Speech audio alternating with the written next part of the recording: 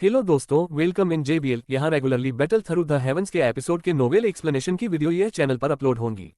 सो जल्द से जल्द सब्सक्राइब कर ले जिससे आपको आने वाली नई वीडियो पहले मिल सके। तो आज हम बात करेंगे सीजन 6 में एपिसोड 51 के पार्ट पे। अब आगे जियामा साम्राज्य की राजधानी में स्थित प्राइमा कबीले की विशाल हवेली में एक भारी सुरक्षा वाले हॉल में 3 मानव आकृतियां बैठी थीं। वहां का माहौल कुछ भारी था। हाँ फी, क्या ऐसा कुछ हुआ है कि आपने हम सभी को इतनी जल्दबाजी से यहाँ बुलाया है? हॉल के निचले हिस्से में एक बूढ़ा व्यक्ति जिसने हल्के नीले रंग का वस्त्र पहना हुआ था, अपनी भौहों को थोड़ा सा बुना हुआ था और बोलने के लिए आगे बढ़ने से पहले नेता की सीट पर बैठी खूबसूरत महिला की ओर देखा। के यह सही है। हाँ फी जी, हमें संयोग से आज एक कार्यभार मिला है और हम जल्दी में हैं। हॉल के दूसरी तरफ एक आदमी व्हीलचेयर पर बैठा था। उनकी निगाहें नेता की सीट पर बैठी महिला को भी देख रही थी जब वह मुस्कुरा रहे थे और बोल रहे थे। मेरे लिए ओल्ड हाई और जियोडिन को जल्दबाजी में बुलाने का मुख्य कारण यह है कि मुझे कुछ बुरी खबर मिली है। हाँ फी ने अपनी भौहों को थोड़ा सा सिकोड़ते हुए मेज पर अपनी नाजुक उंगली धीरे से दबाई और कहा, जानकारी के अनुसार मिस्टी क्लाउड संप्रदाय वर्तमान में काफी बड़ी गतिविधि कर रहा है। आखिरी बार मिस्टी क्लाउड संप्रदाय की कोई गतिविधि तब हुई थी जब उसने जियो कबीले पर हमला किया था। इस बार भी वैसा ही है। मुझे लगता है कि उनका लक्ष्य काफी बड़ा है। जब उसने जियो कबीले पर हमला करने के बारे में उल्लेख किया तो यह फी की नजर भी धीरे से जियोडिन की ओर चली गई जो व्हीलचेयर में बैठा था। हालांकि बाद वाले ने थोड़ी सी भी हलचल नहीं दिखाई। उन्होंने वसंत जैसी मुस्कान अब भी बरकरार रखी है। यह तरीका ऐसा था मानो जियो कबीले के उस समय लगभग खत्म हो जाने के मुद्दे का उससे कोई लेना देना नहीं था। मिस्टी क्लाउड संप्रदाय में फिर से हलचल है। जब हाई बोडोन ने यह सुना तो उसके बगल में उसकी भौहें तन गईं। उन्होंने कहा, वे इस बार क्या करना चाहते हैं? मैं अस्थायी रूप से उनके मकसद से अनजान हूँ। इसके अलावा उनकी गतिविधियां बेहद गोपनीय होती हैं। यदि मेरा वर्तमान सूचना नेटवर्क पहले से ही मिस्टी क्लाउड संप्रदाय तक विस्तारित नहीं हुआ होता तो संभावना है कि मुझे इसे महसूस करने में कठिनाई होती। हाँ फी ने अपना सिर हिलाया। मुझे मत बताओ कि वे हमें निशाना बना रहे हैं। उन्हें कैसे पता चला कि जियो कबीले के शेष सदस्य हमारे प्राइमर कबीले द्वारा संरक्षित हैं? हाई बोडोन ने गंभीरता से भौहें सिकोड़ी और गहरी आवाज में बोला, यह अभी भी केवल एक अनुमान है। इन वर्षों में मिस्टी क्लाउड संप्रदाय की सभी गतिविधियां पुराने संप्रदाय से भिन्न होती जा रही हैं, जिसने अलग स्थिति बनाए रखी है। मुझे लगता है कि शाही परिवार भी उनकी हर हरकत का अध्ययन करता रहा है। हालांकि यूशान की ताकत वास्तव में बहुत मजबूत है, इसलिए यहाँ तक कि शाही परिवार भी इस विशाल प्राणी को उकसाने के डर से कोई असामान्य हरकत करने की हिम्मत नहीं करता है जो इतनी निकटता में है जिससे ऐसी स्थिति पैदा हो जाएगी जिसे हल करने में उन्हें कठिनाई होगी। हाँ फी ने अपने विचार व्यक्त किए। प्राइमा कबीला जियामा साम्राज्य के 3 बड़े कुलों में से एक है जिसका एक बड़ा निहितार्थ है जो उस समय के हमारे जियो कबीले से बिल्कुल अलग है। यदि मिस्टी क्लाउड संप्रदाय आपके विरुद्ध कार्य करना चाहता है तो इससे निश्चित रूप से साम्राज्य के भीतर अस्थिरता पैदा होगी। यह संभावना नहीं है कि अन्य गुट बस वहीं बैठे रहेंगे और मिस्टी क्लाउड संप्रदाय द्वारा प्राइमर कबीले को नष्ट होने देंगे। बेशक हर चीज का एक अपवाद होता है। यह वैसा ही है जैसा आप सभी ने कहा है। मिस्टी क्लाउड संप्रदाय मूल रूप से जियामा साम्राज्य का सबसे मजबूत गुट है।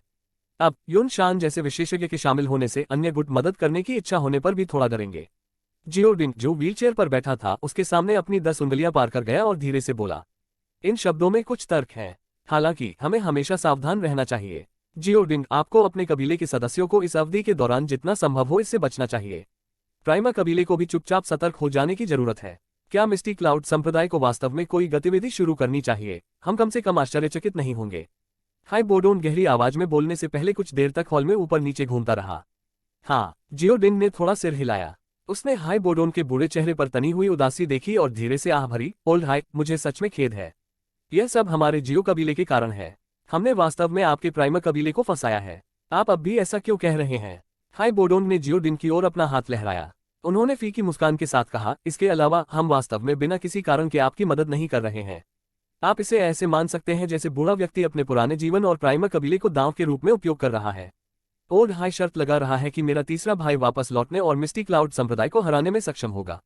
अगर ऐसा है तो यह वास्तव में एक बहुत ही साहसिक जुआ है। जवाब देते हुए जियोडिन धीरे से हंसा। उस स्थिति में क्या आप मानते हैं कि छोटा साथी वापस आएगा और स्थिति बदल देगा? हाई बोडोन ने मुस्कुराते हुए सवाल वापस कर दिया। जियोडिन ने अपनी नाक रगड़ी और मुस्कुराया। उन्होंने धीरे से कहा, मैं स्वाभाविक रूप से ऐसा मानता हूँ। इसके अलावा मैं यह भी महसूस कर सकता हूँ कि यह दिन अब ज्यादा दूर नहीं है। बुजुर्ग, मैं भी आपके विचार साझा करता हूँ। हाँ, 2 मुस्कुराती आकृतियों को देखकर यफी पर भी मुस्कान आ गई। एक काला वस्त्रधारी एक युवक धीरे धीरे उसके सिर में उभर आया। छोटे साथी, मुझे यह भी विश्वास है कि आप एक मजबूत व्यक्ति के रूप में जियामा साम्राज्य में लौटेंगे। मिस्टी क्लाउड संप्रदाय के पीछे के पहाड़ पर एक सुदूर हॉल में, खाली हॉल में बिल्कुल सन्नाटा था। हॉल के मध्य में एक सफेद कपड़े पहने महिला थी। वह चुपचाप फ्यूटन पर बैठ गई और अपनी आंखें कसकर बंद कर ली।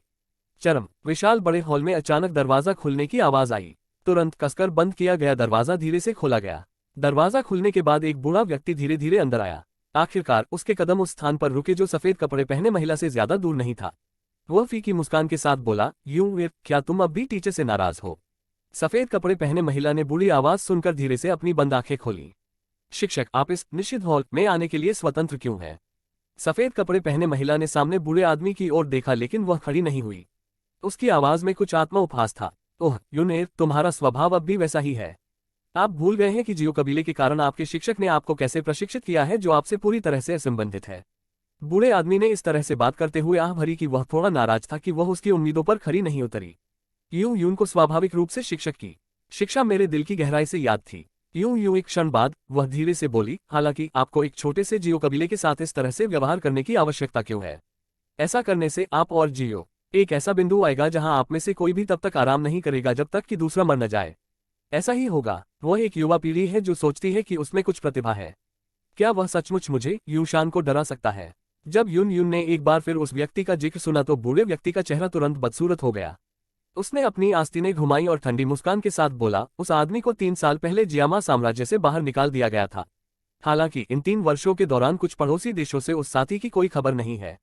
हो सकता है कि वह पहले ही कहीं मर चुका हो। यून शान की बातें सुनकर यून ने अपना सिर हिलाया और बोलना बंद कर दिया।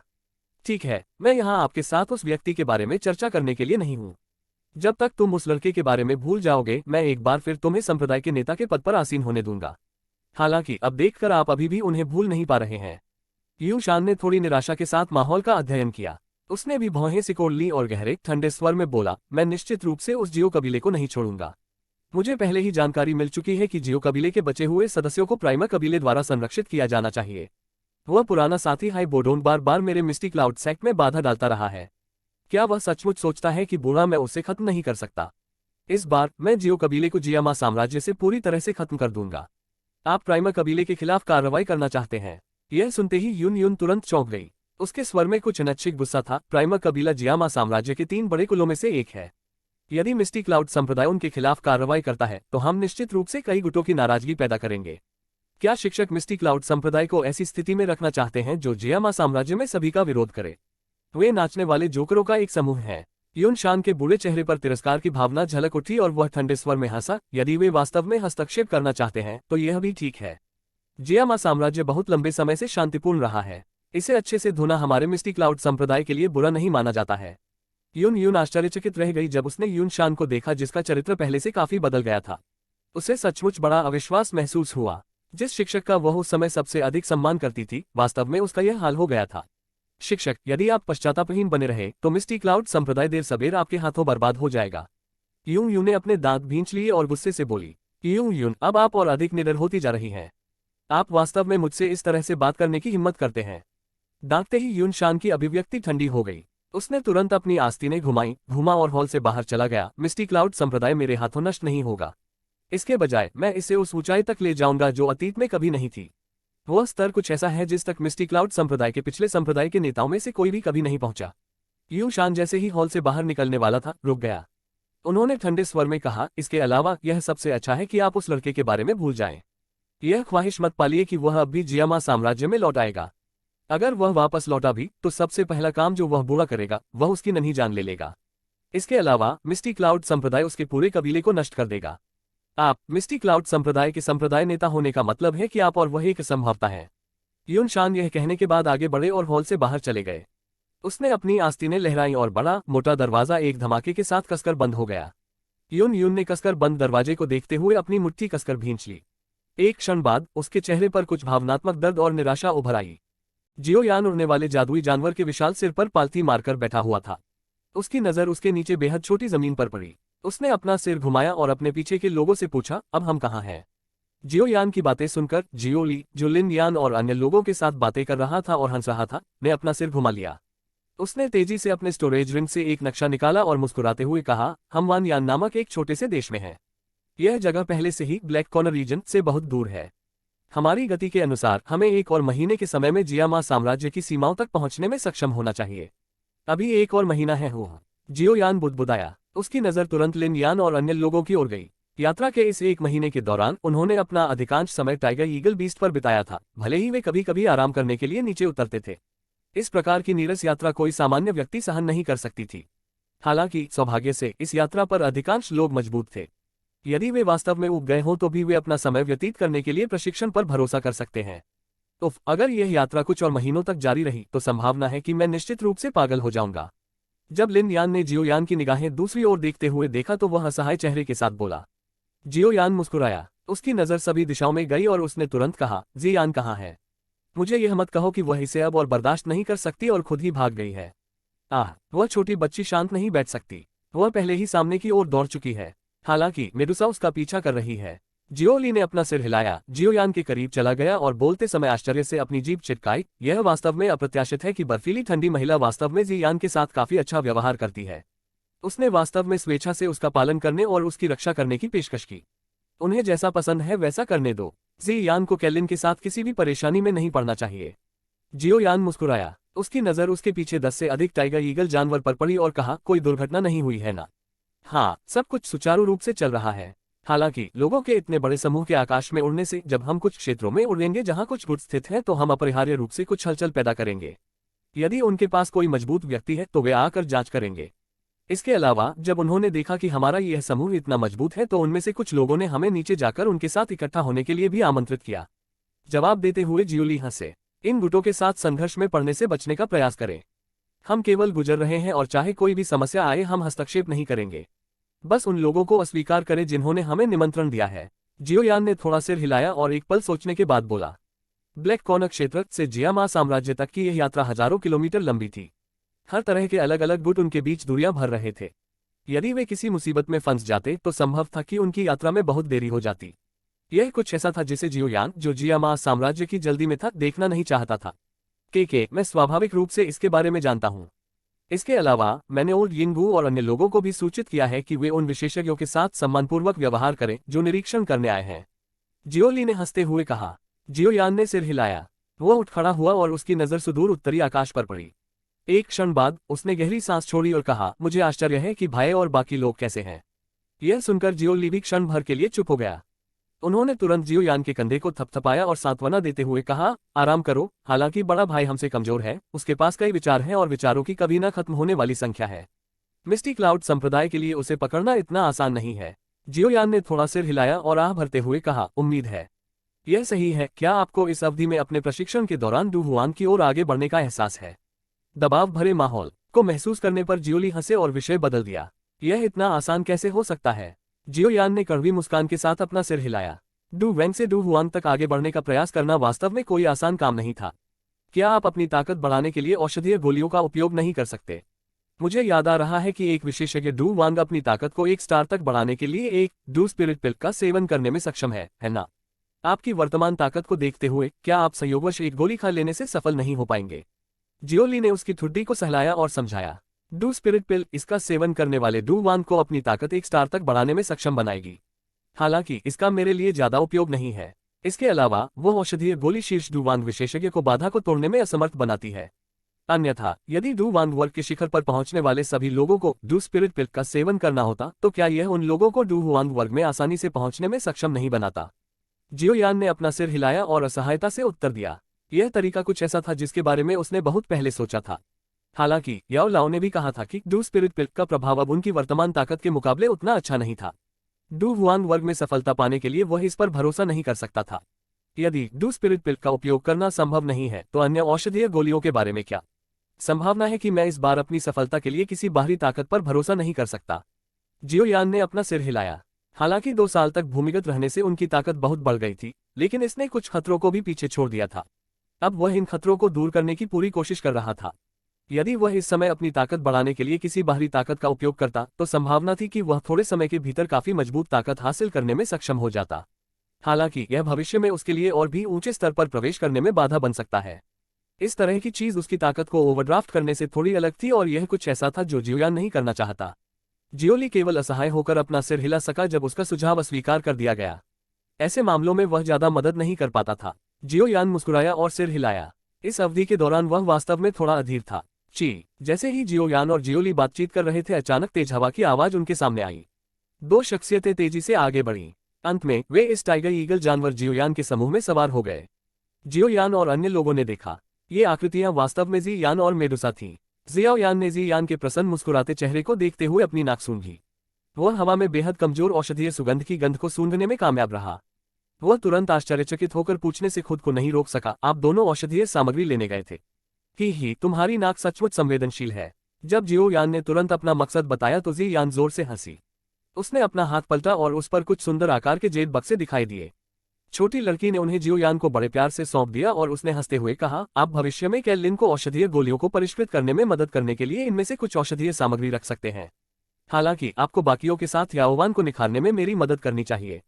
आप उन सभी को नहीं रख सकते। जब जियो यान को जेड बक्से मिले तो वह कुछ हद तक स्तब्ध रह गया।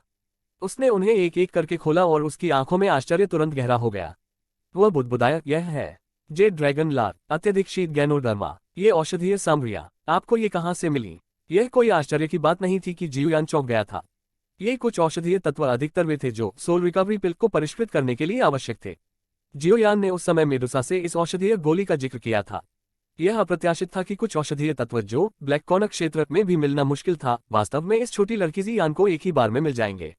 जी यान में स्वाभाविक रूप से इन आध्यात्मिक चिकित्सा को समझने की विशेष क्षमता है। उन्हें ढूंढना स्वाभाविक रूप से एक आसान काम है। मेडुसा ने जी यान के छोटे से सिर को रगड़ा और जियो यान से उदासीनता से बात की। जियो यान ने अपना मुंह मोड़ लिया। वह भूल गया था कि जी यान के पास ऐसी विशेष क्षमता थी। यदि वह भविष्य में औषधीय सामग्री की खोज करना चाहता है तो उसे इस छोटी लड़की को साथ लाना होगा। हालांकि ये औषधीय तत्व ऐसे नहीं दिखते जैसे वे अभी अभी जमीन से निकले हों। ये औषधीय तत्व वे नहीं हैं जिन्हें आप खोजने गए थे, ठीक है? जियो यान जेड बक्सों के साथ खेलता था। जब उसने भौहें चढ़ाकर पूछा तो ऐसा प्रतीत हुआ कि उसे कुछ पता चल गया है। हाँ, जी यान यह सुनकर हंस पड़ी। वह तुरंत धीरे से बोली, ये रास्ते में कुछ लोग और बिस्ट द्वारा संग्रहित चीजें हैं। कैलिन ने कहा कि इन्हें रखना उनके लिए बर्बादी है, इसलिए हमने उन्हें गुप्त रूप से बाहर निकाला। जियो यान स्तब्ध रह गया जब उसने जी यान को देखा जो अजीब तरह से मुस्कुरा रहा था। जैसे ही उसने मेडुसा को गुस्से से देखा, उसकी अभिव्यक्ति धीरे धीरे हरी हो गई। आप वास्तव में उसे औषधीय सामग्री चुराने के लिए लाए थे। अगर कोई समस्या हुई तो मैं इसका समाधान कर दूंगा। आपको चिंता करने की कोई आवश्यकता नहीं है। इसके अलावा ये औषधीय तत्व वे सभी हैं जिनकी आपको सोल रिकवरी पिल को परिष्कृत करने में मदद करने के लिए आवश्यकता है। मैं तब तक इंतजार नहीं करना चाहता जब तक हमारा समझौता खत्म न हो जाए। केवल आप मुझे बताएं कि आपको सभी औषधीय तत्व नहीं मिले हैं। मेडुसा उदासीनता से बोली। जियो यान की आंखों का कोना हिल गया। उसे उम्मीद नहीं थी कि ये दो व्यक्ति, एक बड़ा और एक छोटा, वास्तव में परेशानी पैदा कर सकते हैं। यह सौभाग्य की बात थी कि जब उन्होंने इन औषधीय सामग्रियों को चुराया तो उन्हें पता नहीं चला, अन्यथा वे अपनी यात्रा के लिए सुचारू रूप से आराम करना भूल सकते हैं। उन्हें हमारी गति बढ़ाने के लिए बुलाओ। जियो यान की अभिव्यक्ति हरे रंग की थी क्योंकि वह पीछे मुड़ा और जियोली से गंभीरता से बात की। हाँ, जियोली ने कड़वी हंसी छोड़ी। जैसे ही वह दूसरे उड़ते हुए जादुई जानवर की ओर दौड़ा, उसकी पीठ पर डक्यूई के पंख फड़फड़ा रहे थे। आप दोनों को भविष्य में मेरी अनुमति के बिना जाने की अनुमति नहीं है। जियो यान एक बार फिर जी यान और मेडुसा की ओर मुड़ा और जियोली को जाते देखकर गुस्से से बोला। जी यान ने चुपचाप अपनी जीभ बढ़ाई जब उसने जियो यान का कुछ हरा चेहरा देखा। बगल में खड़ी रानी मेडुसा की भौहें सीधी थीं, लेकिन अंततः जब उसने जियो यान की क्रोध भरी निगाहों को देखा तो उसने शब्दों को अपने मुंह में ही निगल लिया। जियो यान ने उन दो साथियों को दबाने के बाद ही चुपचाप राहत की सांस ली, जो एक सिरदर्द की तरह थे। उसने अपना सिर नीचे झुकाया, अपने हाथ में मौजूद जेड बक्सों पर नजर डाली और असहायता से अपना सिर हिलाया। वह बस इतना कर सकता था कि उन्हें अपनी भंडारण रिंग में संग्रहित कर ले। इस मामले के खत्म होने के बाद जियो यान के समूह ने जिस गति से यात्रा की वह स्पष्ट रूप से बहुत तेज हो गई। कुछ दिनों तक ऐसी ही तेजी बनी रही। जब वे उस क्षेत्र से बहुत दूर थे जहां जी यान और मेडुसा ने परेशानी पैदा की थी, तभी जियो यान को पूरी तरह से आराम मिला, जिसके बाद उन्होंने एक बार फिर स्पीड कम कर दी। सुस्त उड़ान के दौरान समय तेजी से उंगलियों के बीच रेत की तरह बह गया। जैसे जैसे समय बीतता गया, जियो यान की बड़ी सेना और जियामा साम्राज्य की सीमा के बीच की दूरी भी तेजी से करीब होती गई। और यहाँ पे यह पार्ट खत्म होता है। Bye bye guys. यदि आपको यह एक्सप्लेनेशन अच्छी लगी हो तो लाइक करें और नेक्स्ट पार्ट के लिए सब्सक्राइब जरूर करें, जिससे आपको नया पार्ट जल्द से जल्द पहले मिले।